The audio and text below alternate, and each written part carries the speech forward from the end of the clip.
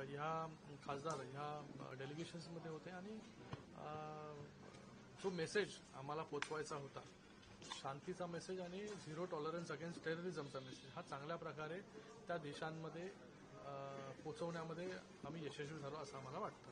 अनेक देशांनी मौन बाळगलं, बलगाममध्ये हमला झाला त्यामध्ये डेलिगेशनने चर्चा केली. ही खूप मोठी गोष्ट आहे की कुठल्याही देशामध्ये मौन बाळगणं, मोमेंट ऑफ सायलेन्स हे ऑब्झर्व्ह करणं पार्लमेंटमध्ये, ते सियरा लिओन आणि लायबेरियामध्ये झालं. मी त्यांचाही धन्यवाद व्यक्त करतो त्या देशांचं की त्यांनी भारताच्या प्रती एवढी संवेदना व्यक्त केली आणि कठोर शब्दांमध्ये ज्यांनी पहलगामचा हल्ला केला त्यांच्यावरती कठोर शब्दामध्ये निंदा देखील केली. आणि या देशांचे संबंध भारताबरोबर पहिल्यापासून चांगले आहेत. आम्ही जेव्हा तिथे गेलो तेव्हा मोदीजींचा प्रभाव या देशांवरचा जाणून आला.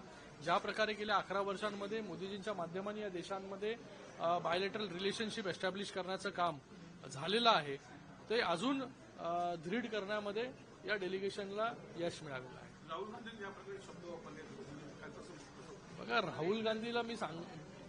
राहुल गांधी जी आहेत यांनी देशाबद्दल विचार केला पाहिजे. चीप पॉलिटिक्सबद्दल विचार न करता आज देशासाठी आपण लढतो आणि त्यांनी त्यांच्या खासदारांकडून, शशी थरूरकडून शिकलं पाहिजे, खुर्शिदांकडून शिकलं पाहिजे, सलमान खुर्शीद यांच्याकडून, की कशा प्रकारे देशाची बाजू बाहेरच्या देशांमध्ये जाऊन मांडली पाहिजे. हे जरा त्यांनी त्यांच्याकडून क्लासेस घेतले पाहिजे.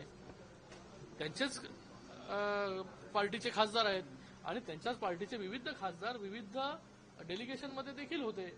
ते एका सुरामध्ये बोलत होते. या टेररिझमच्या लढाईमध्ये ते सगळे पहिले भारतीय होते, नंतर वेगवेगळ्या पार्टीचे होते. आणि मला वाटतं राहुल गांधी जे बोलत आहेत त्याचा वापर पाकिस्तान करत आहे. पाकिस्तान त्यांचे स्टेटमेंट शो करत आहे. तर राहुल गांधी भारताच्या बाजूला आहेत का पाकिस्तानच्या बाजूने आहेत हा देखील लोकांनी विचार केला पाहिजे. थँक्यू. धन्यवाद.